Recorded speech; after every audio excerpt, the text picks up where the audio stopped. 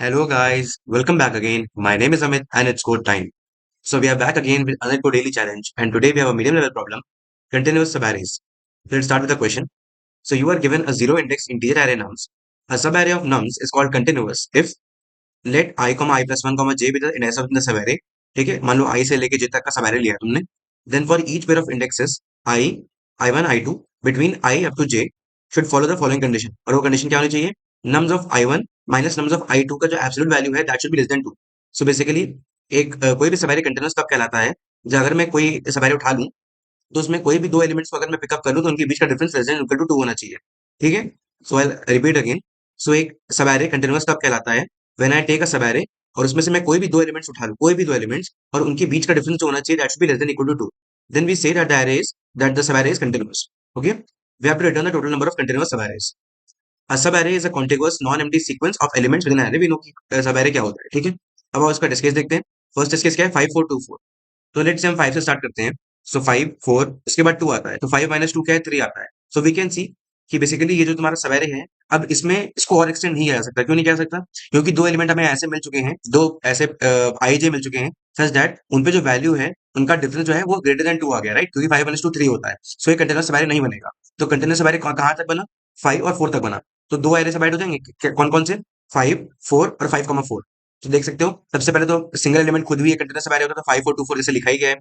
उसके बाद दो साइज के सवारे कौन कौन से हो सकते हैं? 5 4 4 2 और 2 4. देख सकते हो ये तीनों के तीनों जो है वो कंटिन्यूअस है. क्यों? क्योंकि difference between any pair of elements less than equal to 2. फिर हम आते हैं तीन साइज के बारे में. तीन साइज के बारे में सिंपल सी बात है. 5 4 2 तो नहीं बन सकता. क्यों? क्योंकि 2 आ जाता है. बट 4 2 4 बन सकता है. क्यों? क्योंकि 4 2 4 में मिनिमम एलिमेंट 2 है, मैक्सिमम एलिमेंट क्या है? 4 है. तो we can see the difference between maximum minus minimum is less than equal to 2. ठीक है. तो 4 2 4 भी एक वैलिड सवारे बनेगा. तो कितने हो गए? 4 plus 3 plus 1. So it's what? 7 plus 1 8. So answer क्या आ गया? 8. That's why answer is 8. अच्छा, इसमें जो पहली ऑब्जर्वेशन आपने ध्यान लगा ली होगी, आपको समझ में आ गई होगी. वो ये कहती है कि सिंपल सी बात है कि हर एक एलिमेंट को पेयर वाइज डिफरेंस निकालने की क्या जरूरत है. अब सबसे पहला अप्रोच सिंपल सी बात यही बनेगा आगे चल के कि आप सारे सब जनरेट करो. राइट. बट मैं कहता हूं कि सारे पेयर वाइज एलिमेंट्स चेक करने की क्या जरूरत है. Take keep track of the maximum element and keep track of the minimum element. क्यों? क्योंकि सिंपल सी बात है, सबसे बड़ा डिफरेंस हमेशा भी किसी एरे में सबसे बड़ा डिफरेंस हमेशा क्या होता है?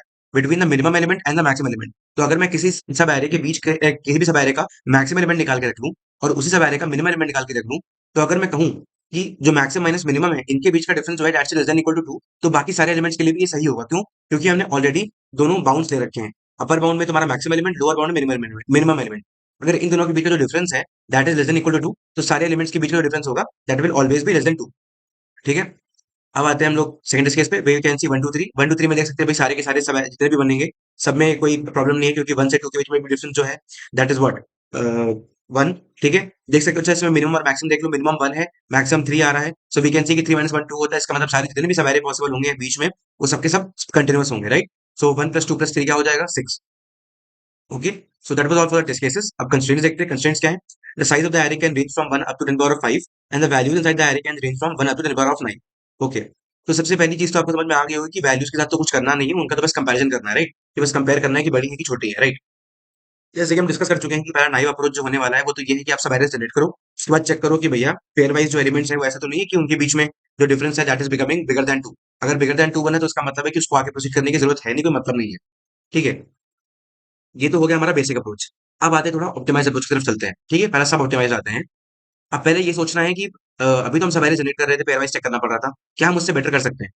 अब सिंपल सी बात है, एक चीज जो ध्यान में आ रही होगी किसी के भी, जब भी देखो जैसे 5 4 2 था मेरे पास. ठीक है. 5 4 2 में 2 क्या है? एक ब्रेकिंग कंडीशन है. राइट. जहां पर 2 आता है उसके बाद तुम्हारा क्या होता है? कंडीशन ब्रेक हो जाता है और सिंपल सी बात है तुम अपना एरे एक्सटेंड नहीं करा पाते हो. राइट. तो तुम क्या कर सकते हो? What you can do, simple सी बात है, you have to maintain the maximum and minimum between 2 points. Right. तो इसके लिए तुम क्या कर सकते हो? मैं एक मैक्स हीप और मिनी हीप यूज कर सकते हो. क्या कर सकते हो? एक मैक्स हीप और मिनी हीप यूज कर सकते हो जो कि तुम्हें बताएगा कि भाई अभी करंट मैक्सिमम एलिमेंट क्या है और करंट मिनिमम एलिमेंट क्या है अभी तक. ठीक है. एक मिनी बनाओगे जो कि तुम्हारा मिनिमम एलिमेंट को स्टोर बनाएगा. ठीक है. जो कि भी करंट बारे में है. और एक मैक्स हीप बनाओगे जो कि ये बताएगा कि करेंटली मैक्सिमम एलिमेंट कौन से हैं उनको अरेंज करके रखेगा उसके बाद. ठीक है. लेट से तुम किसी करंट इंडेक्स पे आते हो और तुम्हें चेक करना है कि तुम इस विंडो को एक्सपैंड कर सकते हो कि नहीं कर सकते हो. तो तुम क्या चेक करोगे कि भाई मिनिमम और मैक्सिमम एलिमेंट के बीच में जो करंट एलिमेंट का डिफरेंस है वो क्या है. सिंपल सी बात है. व्हाट यू विल सी कि let's say I at the ith element I will check what is my difference between ith element and the maximum element and what is the difference between my ith element and the minimum element, क्योंकि ये दोनों से भी difference check करना पड़ेगा, ठीक है। ऐसा हो सकता है कि भाई मैक्सिमम साइड से बड़ा हो जाए या फिर मिनिमम साइड से बड़ा हो जाए। अगर दोनों साइड से छोटा हो तो इसका मतलब अपनी विंडो को एक्सटेंड करा सकते हो इस एलिमेंट के साथ में। बट बट अगर ऐसा होता है कि तुम्हारा किसी भी केस में ये कंडीशन ट्रू नहीं होती तो क्या करोगे? तो अपने मैक्स हीप और मिन हीप से वैल्यूज को पॉप कराते जाओगे और देखते जाओगे कब तक तुम अपनी जो सवेरे है उसको कंटिन्यूस रख सकते हो, तब तक तुम अपने वैल्यूज को पॉप कराते रहोगे। जैसे ही तुम्हें कंटिन्यूस सवेरे की कंडीशन ट्रू हो जाएगी, मतलब क्या, जैसे तुम्हारी एक ऐसी कंडीशन आएगी जो मैक्स हीप और मिन हीप पे जो टॉप पे वैल्यूज हैं उनका जो डिफरेंस है किससे, ith एलिमेंट से, that lies between the range, इसका मतलब तुम्हारा काम हो गया, इसका मतलब तुम्हारा काम हो जाएगा, राइट। और तुम्हें इसका मतलब तुम इस एलिमेंट को अपने कंटेंट विंडो में इंक्लूड कर सकते हो और ऐसे तुम आगे बढ़ते जाओगे, right. That is one way to go कि तुम मैक्स हीप और मिन हीप का यूज करते जाओ, right. And that will take n log n time, ठीक है, और ऑर्डर n का स्पेस, ठीक है, ऑर्डर n का स्पेस लेगा और n log n टाइम लेगा। तो n log n पास हो जाएगा बड़े आराम से, आप देख सकते हो कंस्ट्रेंट के हिसाब से, क्योंकि 10⁵ है n, ठीक है। एंड ये तो एक तरीका हुआ, ठीक है। एक और तरीका होता है डीक्यू का यूज करके। डीक्यू एक और डेटा स्ट्रक्चर होता है। फॉर एग्जांपल जैसे कि आपने पहले भी ऐसे प्रॉब्लम्स कर चुके हैं, पुराने वीडियोस अगर आप जाओगे रेफर करोगे तो यू विल सी कि लॉट ऑफ वीडियोस जहां पर लॉट ऑफ प्रॉब्लम्स जहां पर ऐसा होता है कि हमें ट्रैक रखना होता है मैक्सिमम और मिनिमम का, ठीक है, और ये मोनोटोनिक ऑर्डर में करना होता है। सिंपल सी बात है, हम देख सकते हैं कि जहां पर हमारी कंडीशन ब्रेक हो रही है हमें उसके बाद का आगे का देखना है, पीछे का नहीं देखना है।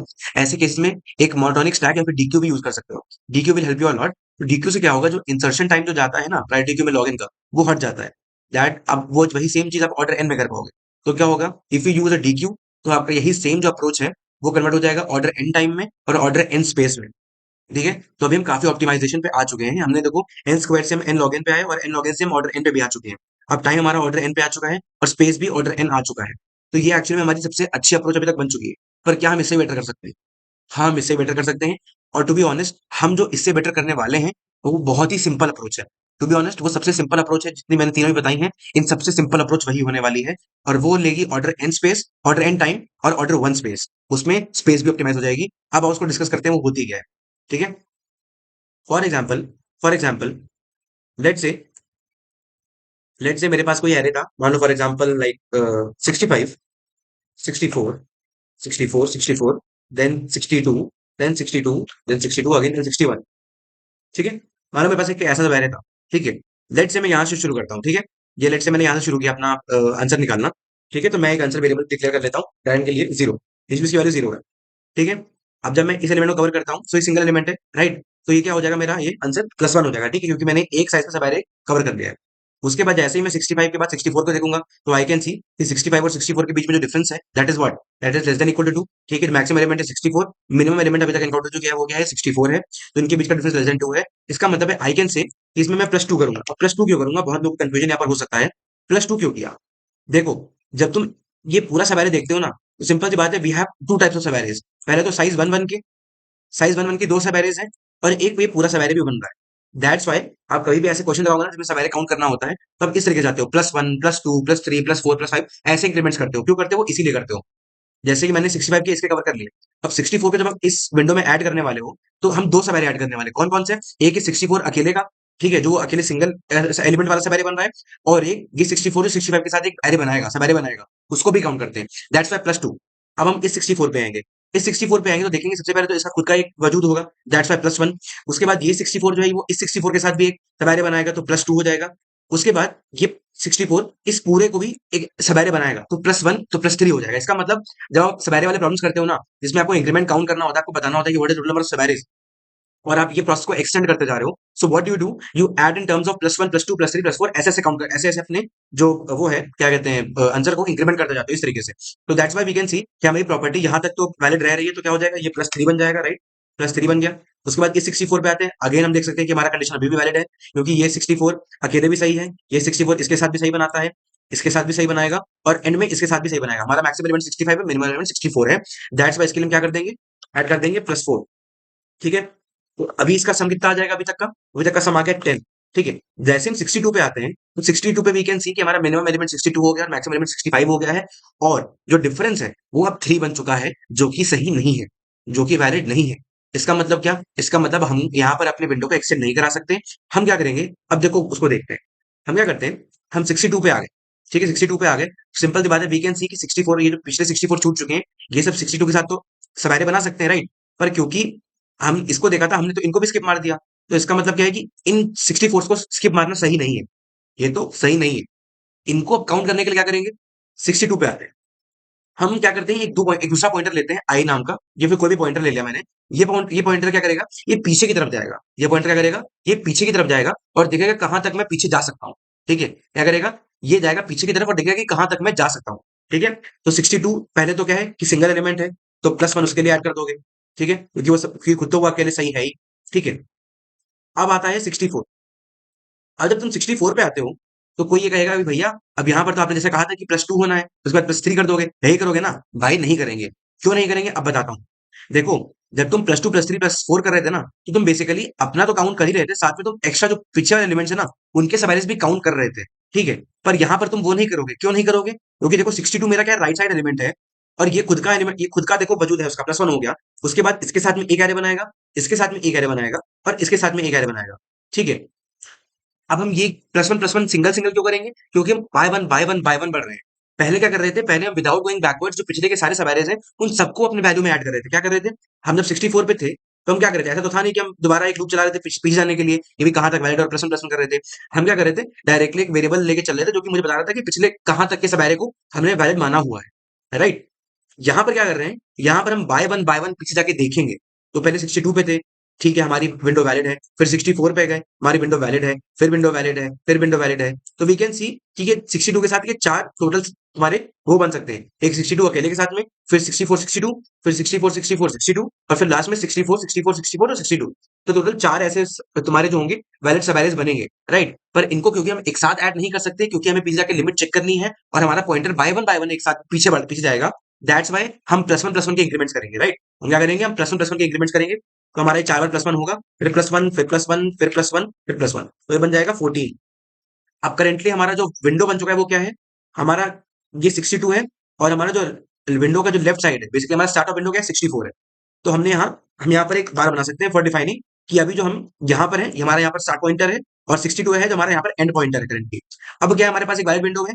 64 हमें मैक्सिमम मिल चुका है कि हमारी विंडो का मैक्सिमम 64 है और मिनिमम 62 है। अब इसको आगे एक्सटेंड करने की कोशिश करेंगे। 62 सही है, 62 सही है, 62 सही है। ठीक है, अब क्या है, इनके लिए जो ये आने वाले 62, देखो, जब तुम लेफ्ट साइड में जा रहे हो, पीछे की तरफ जा रहे हो, तो तुम +1 के इंक्रीमेंट्स करोगे। क्यों? क्योंकि तुम हर बार एक एक इंडेक्स पे जाके देख रहे हो।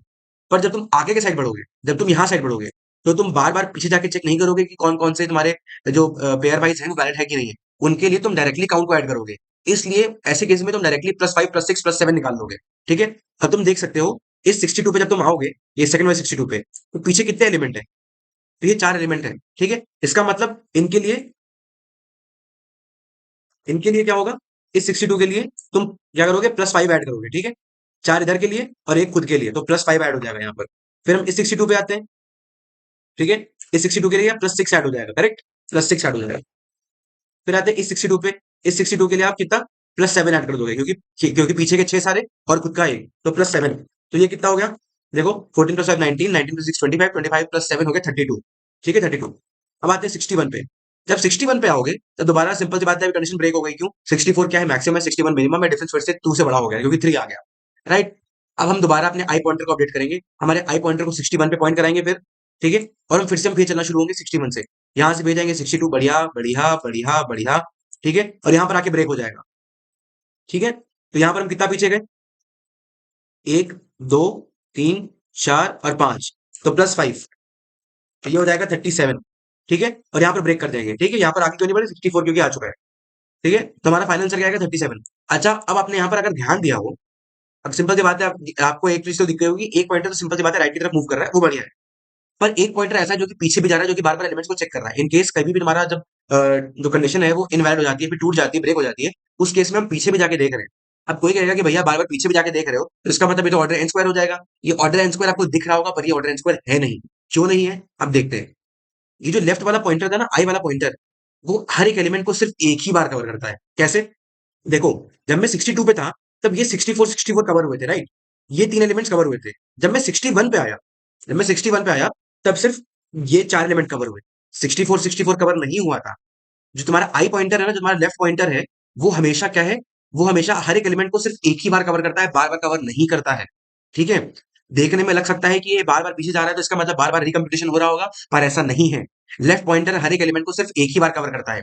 एक बार मान लो आगे चल के 61 में ऐसे करता जाता हूँ, मान लो मैंने किया 61 ऐसे एक्सटेंड करता जाऊं और मैं 60 मान लो मैं 59 ले आऊं, ठीक है। अब देखो जब 59 आएगा ना, तो तुम्हारा जो कंडीशन होगी वो यहाँ पर आके ब्रेक हो जाएगी, ठीक है। तो तुम सिर्फ इतने एलिमेंट्स को कवर करोगे अपने आई पॉइंटर, तुम्हारा लेफ्ट पॉइंटर है उसे तुम सिर्फ इनको कवर करोगे, इनको दोबारा कवर नहीं करोगे। So we can see that the left pointer that we are using to go back again and check that कहां तक हमारी विंडो वैलिड थी, that will cover each element only once at most once. इसका मतलब the amortized time complexity, the amortized time complexity per operation will go to order 1 and that is why the total time complexity will remain order n, क्योंकि left pointer write pointer अलग अलग तरीके से साथ में move कर रहे हैं, ठीक है।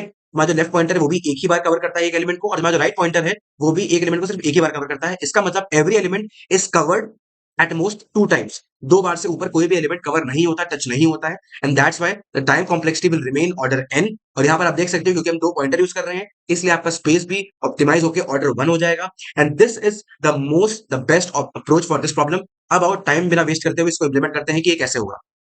ओके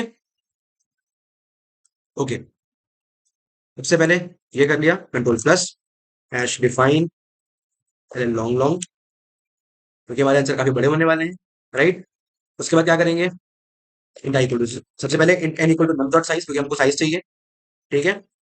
उसके बाद क्या चाहिए, I equal to 0, J equal to 0, 2 pointer. उसके बाद करंट विंडो का मैक्सिमम और करंट विंडो का मिनिमम ट्रैक करने के लिए हमें 2 वेरिएबल चाहिए, क्या, करमिन, ठीक है। करमिन को कुछ अभी अपडेट नहीं कर रहे हैं, और कर मैक्स ऐसा आप कर भी सकते हो इनिशियली आप, क्योंकि 0th एलिमेंट स्टार्ट करने वाले हो, तो करमिन भी आपका नम्स ऑफ 0 होगा, और कर मैक्स जो होगा करंट मैक्स वो भी आपका नम्स ऑफ 0 के बराबर ही होगा, ठीक है।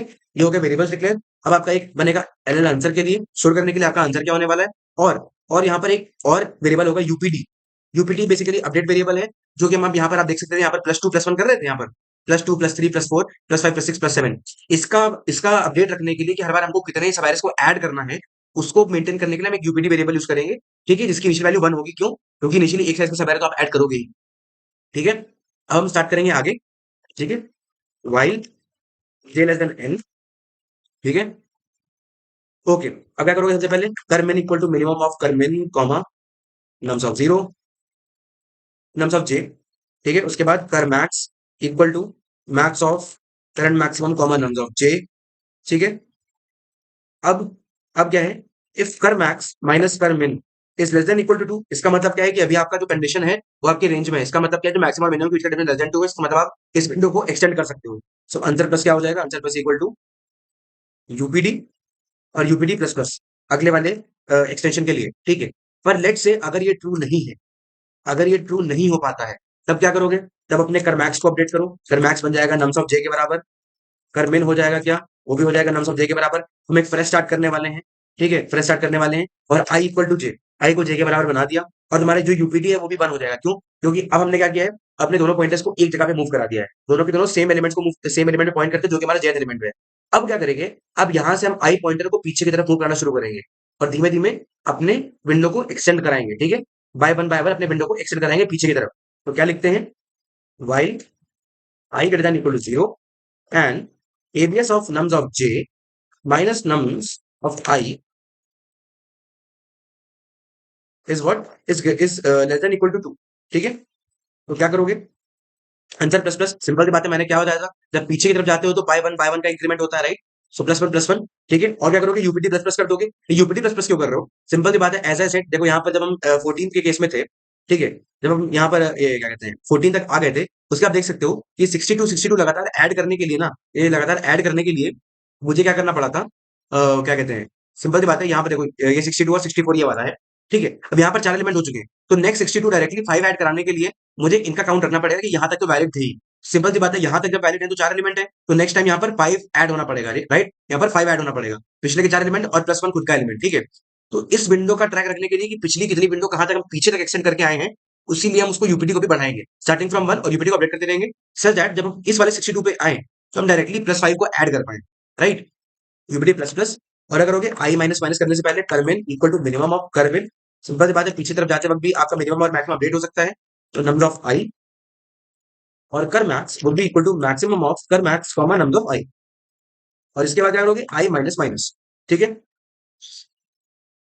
ये हो गया इन केस जब आपका वो आता है। अब बाहर आके क्या करोगे, बाहर आके फिर जे पॉइंटर को अपडेट करोगे, जे प्लस प्लस, और ये आपका कोड हो चुका है पूरा, बाहर आके आप रिटर्न करा दोगे return answer, and that is all, ठीक है।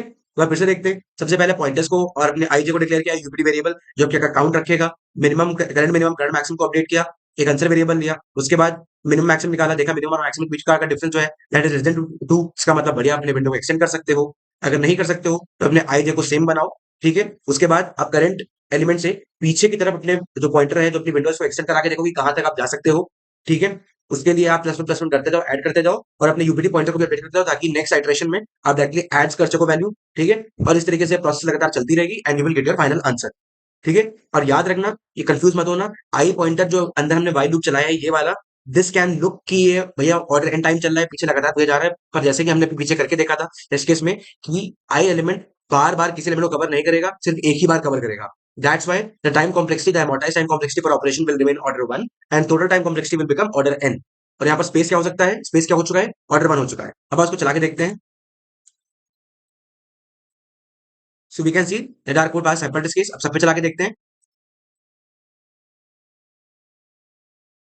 सो yeah so we can see that our code pass successfully all the test cases, ठीक है। ये आराम से चल गया। एक बार टाइम स्पेस देख लेते हैं, time order n n space order 1, n space order 1, right, जैसे कि हमने डिस्कस किया था, ठीक है। तो यहाँ पर लिख देता हूँ बीच में,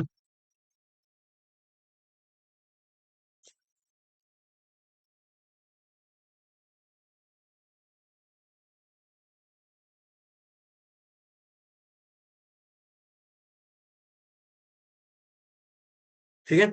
सो आई होप आपको ये अप्रोच समझ में आया होगा। अगर समझ में नहीं आया तो वीडियो को फिर से पीछे ले जाओ और फिर से एक बार खुद रन करके देखो और ध्यान से देखो कि किस तरीके से काम कर रहा है approach. And if you understood the explanation then hit a like, share, subscribe and comment. You can follow me on LinkedIn and Instagram. Those links will be in the description. You can also join our WhatsApp community channel and Telegram channel for daily updates. अगर आपने subscribe नहीं किया तो subscribe कर लो और bell icon को press कर दो। And we'll meet again tomorrow with another daily challenge. तब तक के लिए bye bye guys, signing off, Radhe Radhe.